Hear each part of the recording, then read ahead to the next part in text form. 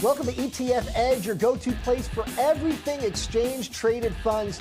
I'm Eric Chummy, in today for Bob Pisani. And later we'll be joined by Andrew Channon, the CEO of Procure AM. But first, vaccines may be headed our way. Winter is coming faster, though. The economy is expected to weaken significantly over the next 2 quarters before we get that vaccine and stimulus, if we get them, hopefully next year. Dave Neidig joins us now. He's CIO and Director of Research at ETF Trends. We've also got Will Rind. He's CEO and founder of Granite Shares.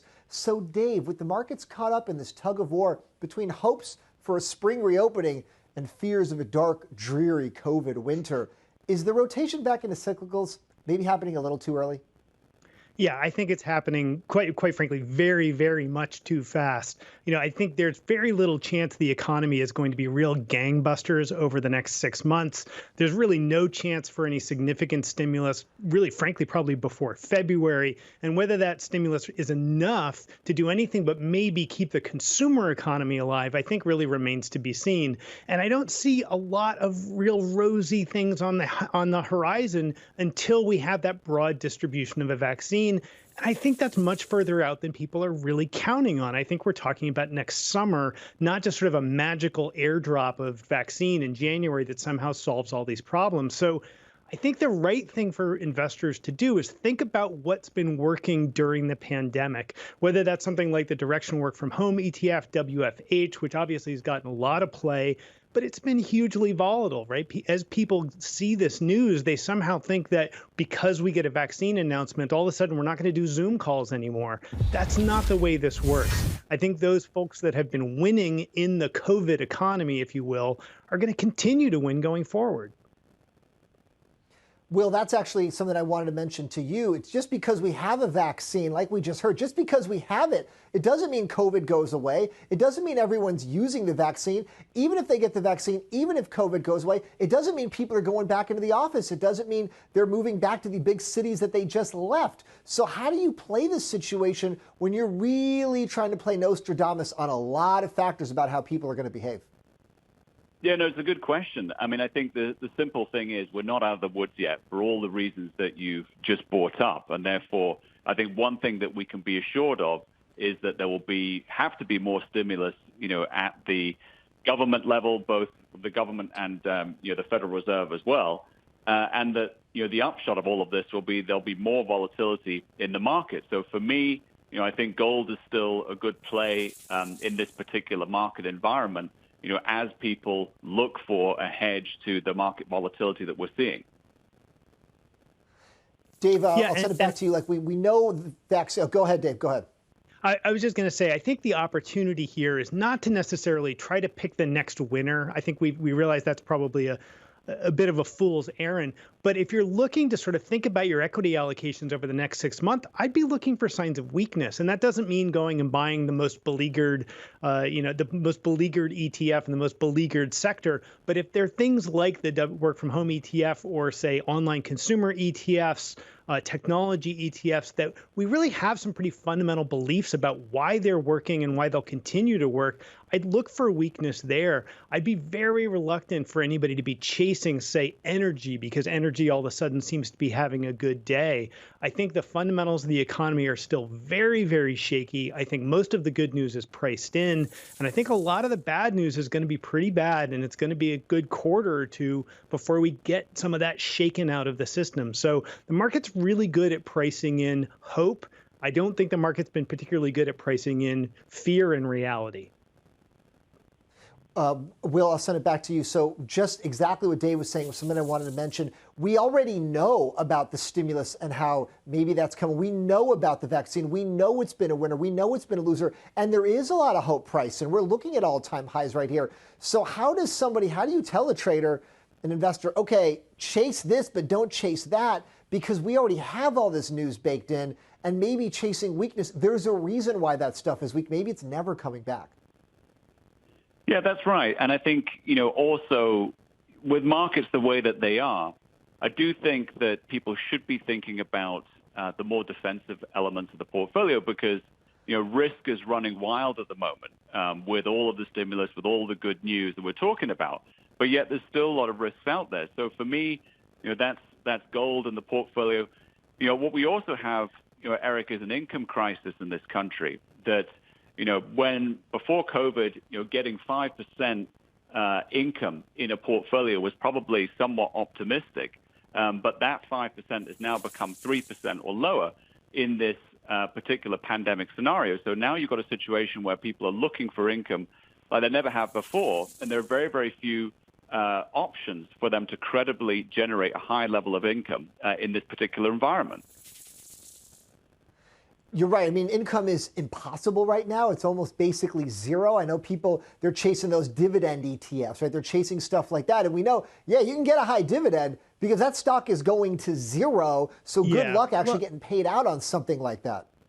You really have to look past the traditional, bond ladders and dividend stocks. That's not, if you really need to generate income right now, you have to look for alternative sources. Will has a product in his lineup that does this, that looks at things like business development corps and MLPs and REITs and sort of other sort of slightly more non-traditional ways of generating income, things like preferreds. We've seen a lot of activity in things like preferreds. There have also been a lot of growth in alternative strategies that use options to manage that downside risk, whether they're the so-called buffered ETFs or funds like the nationwide retirement income ETF, NUSI, which sort of squishes the returns of the NASDAQ 100 and generates income out of that.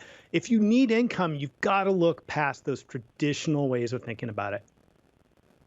If you want to go very, very traditional, right? You want to go way back into time. Let's talk thousands of years ago, gold. Gold is still around. People are still looking at this stuff.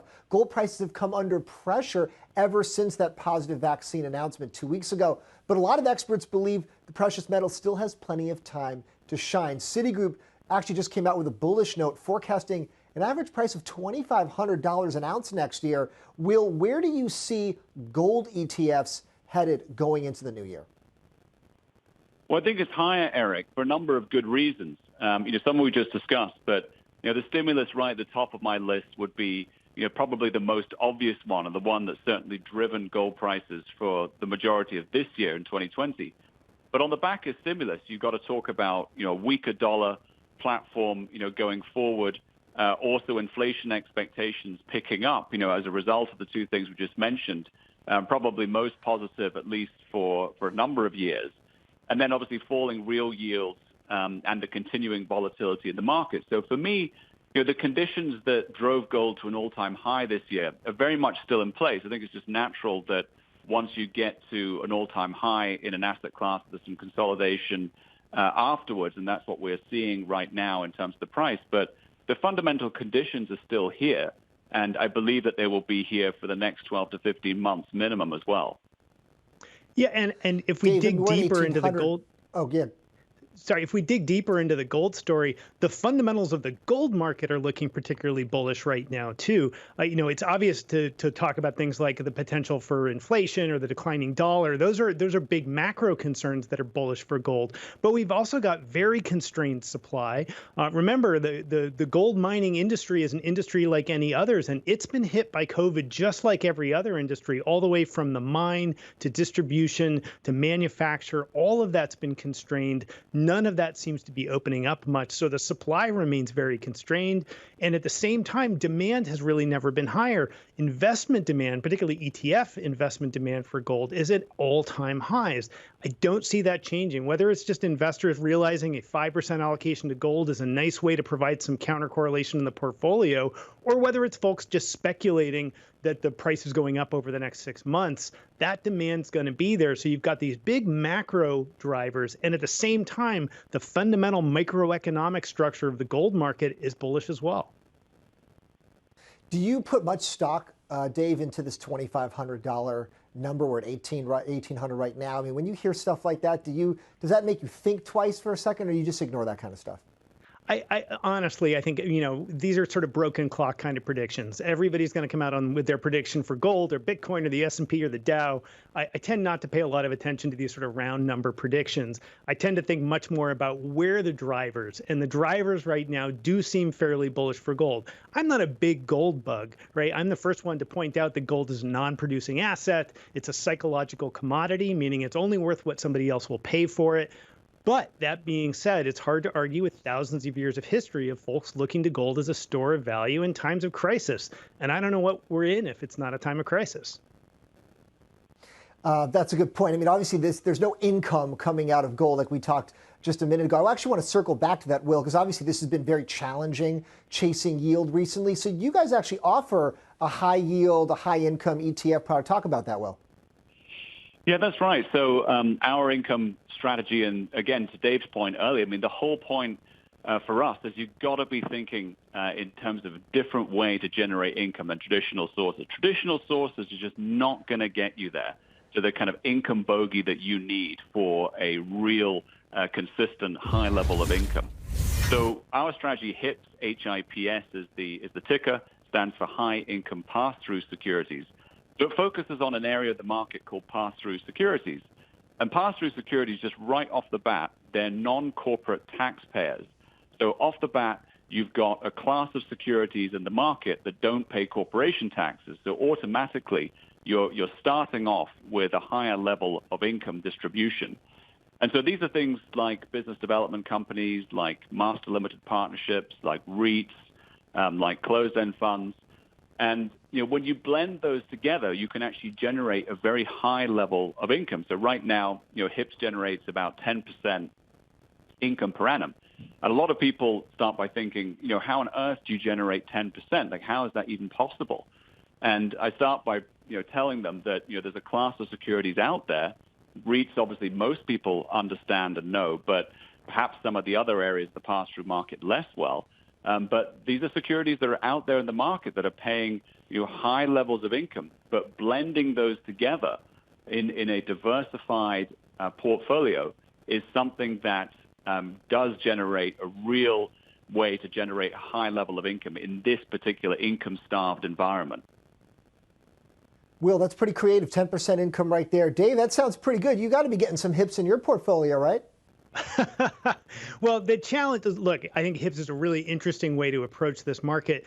You do need to think about total return. And just because something is paying a distribution yield of 10% doesn't necessarily mean its total return supports that. So in some years, you may actually be reducing your capital in order to get that level of income. In some years, your total return is actually going to fund that for you. So you need to know what you're investing in. It's not the same as just buying the S&P 500 or buying a bond ladder. It is a different set of asset classes with different sets of exposures. So as long as you look under the hood and understand that you are getting some real estate exposure, you are getting some pipeline exposure, you are getting some exposure to the vagaries of the closed-end market, as long as you like take that into consideration, I think it's a fine way to look at it. Yeah, and I think for me, it's a question of. Go ahead. Yeah, I was just saying, Dave's exactly right. I mean, it's not the only solution. It's part of a blended strategy in terms of generated income. But the interesting part is that you look at this portfolio this year, and although the underlying NAV has fallen in value because two of the sectors have fallen in value, i.e. REITs and MLPs linked to the oil price or linked to energy. But what's interesting is that, clearly over the last sort of few months, that started to come back, as we've had the positive news about the vaccine, and some of these areas that have been, damaged particularly badly through the pandemic are starting to recover. No, good stuff, Will and Dave. I think we had some creative things there about it, where you can find income in different places that people aren't expecting. Even something like we mentioned, the COVID affecting mining supply for gold, right? So there's a lot of factors here in this current economy. Good stuff, guys. Thank you for joining me today. Moving on upward, up into the sky, the race to space is heating up. SpaceX just made history with the launch of its Resilience spacecraft to the International Space Station, making it the first full-fledged taxi flight for NASA by a private company. Our next guest runs the world's first global ETF to give investors pure-play access to the ever-expanding space industry. Andrew Chanin is CEO of Procure AM, which owns the Procure Space ETF. That ticker is UFO. That's easy to remember. Andrew, welcome to the show. Talk to us about what's in this ETF and how you see investing in space changing under a new Biden administration. Well, first off, thanks for having me. Space is an industry that we're really excited about. There are so many things that are happening, both from a a geopolitical front as well as from a technological standpoint that is really opening up the space industry to new opportunities. And as far as a potential new administration coming in and looking at space with a new set of eyes, we're actually really encouraged. Although the previous administration has really done a lot to push the space industry forward, both from a commercial and military and defense standpoint, space is something that, when we talk to our space expert, isn't something that is bipartisan, it's nonpartisan. And so we believe that space is something that's here to stay and should and will be potentially a priority for any administration in the future. Andrew, we've got the ticker up right now. First off, we got the one-year chart. UFO, how come UFO wasn't already taken? I mean, when did this ETF start? I can't imagine UFO was even available as a ticker. Well, so we launched this in 2019, but it's something that we were actually surprised on our own end that it was actually available. So sometimes you luck out and you look at enough tickers that you finally find something good that's available. But we were certainly thrilled to be the first to stake claim to it in the United States. So what's actually in this? What's in this ETF? Some of the big names. Obviously, I assume Tesla's in there. What else do you got? So we don't have Tesla because they are far from a pure play space opportunity. Right now, if you actually look at the holdings, you'll see there's a really interesting grouping of communications, industrials, but communications really being one of the largest slices of the portfolio because communications is one of the largest revenue generating areas for the space industry today. So think satellites, think ground stations, and the various equipment that relies upon satellite signals. So this interview likely wouldn't be happening today without satellites helping in that process. So as technologies like 5G, cloud computing, Internet of Things, and so on start to rely more and more on using satellites to transfer data from point A to point B, it's something that we think could become a very large player of space. But you also have the aerospace and defense names, which can also be a little bit more diversified and not necessarily as pure play space. So the fund does allow up for 20% of the fund to focus on these more diversified names, but requiring at least 80% of the fund to actually focus on pure play names, which are those deriving over 50% of their revenues from space-related businesses and activities. Actually, we got Dave still with us here. I want to let you jump in, Dave. What are your thoughts on something like this? Because this has to be pretty uncorrelated to the rest of the market. It might be something good for someone's portfolio. Yeah, so this falls into the category of what I would say is thematic. And what we mean by a thematic ETF is one that isn't specifically in a GIC sector. It's not just aerospace and defense. It's not just communications. It's crossing sectors to extract a theme that isn't particularly well covered by sort of traditional economic measurements. So I love products like this. I think they give you a real opportunity to make a little satellite play, pardon the pun, in your portfolio on something that you may believe in. I do think this is well positioned for a Biden administration, not so much because I expect all of a sudden there to be a $1 trillion space budget, but because I think one of the things that drives these companies is actually international cooperation, right? Space is an international space. We have an international space station, and a lot of the companies that are driving international space development happen to be U.S. companies. I suspect in a Biden administration, we're going to see not just a focus on the R&D and sort of traditional NASA-style space exploration. I think we're going to see a focus on international cooperation around infrastructure. And ultimately, this is the kind of infrastructure, if you will, people can really get behind. Infrastructure doesn't just mean bridges and roads. It also means telecommunications. It also means making sure that our global planet works together in order to grow the global economy. So I think there are a lot of very interesting names in this that you sort of pick up accidental exposure to other themes, whether that's aerospace, which I think is a really interesting place to be right now, or these sort of more disparate technology names. I think it's worth taking a look at, not just for the theme itself, but for those individual companies. Andrew, I want to circle back. So like we just talked about right here, the thematics, it relates to a lot of different industries. Where would you suggest to investors, if you're just trying to get a sense, if an investor's like, what is this typically correlated with? How does this price action move on a typical day? Is there a couple of sectors or a couple of securities that this tends to mimic? If they just were trying to get a sense real quickly, what is this going to do for my portfolio, so they would know, hey, if I want exposure to X, this is the way to do it. If I want exposure to Y, maybe this is the way to hedge against that. What would you advise them? Well, there today are so many different companies in the space industry focusing on different areas of expertise. And one of the things that was really important to us when creating UFO was not just having, in our mind, a great ticker or a great theme, but it was truly providing something that was different. So if we went through all of our research and came out with an index that said it was a space fund, but it ultimately looked and correlated highly to aerospace and defense or communications, it wouldn't have been something that we would have been interested in providing the market with. For us, you need to provide something truly different. And that was what we realized when creating UFO, was that the index that it tracks doesn't necessarily correlate to aerospace and defense. Yes, it does have some exposure, and you can get access to some of these names like Lockheed and Boeing and whatnot. But really, space is its own domain, and so we saw someone say, oh, well, Virgin Galactic is a large holding, and, that might be, something that makes it risky. But really, we're looking at the space industry, and we're saying, how can you make it, less reliant upon individual companies? And by being able to have over 30 publicly traded names from around the world that are doing all different things in the space industry, and getting names that many people don't have in their portfolios already, particularly in the satellite space. Like David said, hopefully this could be, a satellite exposure for people looking to get exposure in the space industry and looking for it to do so in a way that doesn't provide a tremendous amount of individual company risk. Yeah, one comment I just make is that there's real quick, a lot of this exposure is not very large, right? So Northrop Grumman, obviously a huge company. Many of these smaller satellite companies, you have no exposure to, even unless you're in the Russell 3000, and way down at the bottom, you'll find some of these names. Some of these are small and mid-cap names that just are not household, in every portfolio kinds of names. So thematic funds like this are a great way to sort of re-weight yourself towards innovation.